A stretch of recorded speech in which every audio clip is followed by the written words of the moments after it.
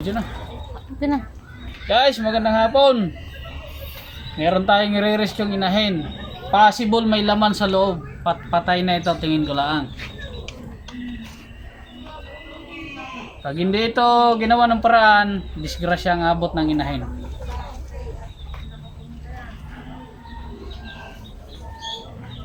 Hirap pa ng pisto.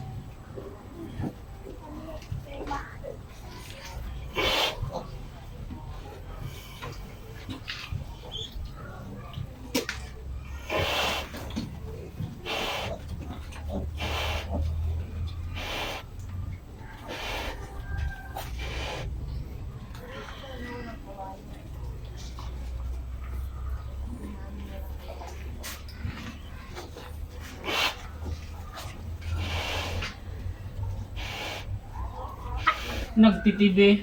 Nagtitibi siya. Hindi biik. Nagtitibi. Anong gagawin natin? Sapwit naman. Sapwit din ako. Okay, sabi mo, di pa nakain eh.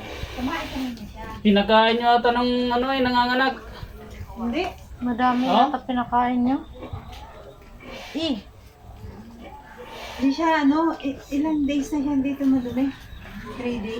Simula ng Madami pa pinakain niya lagi. Hindi pa. Kaya nga, nagtanong ako sa kanya kanina eh. Hanap kayo ng tangkay ng paya, meron ka dyan? Papaya. Oo. Wala nang biik. Nagtibi ang baboy. Patayin ko na, Hal. Hal? Ha? Patayin ko na.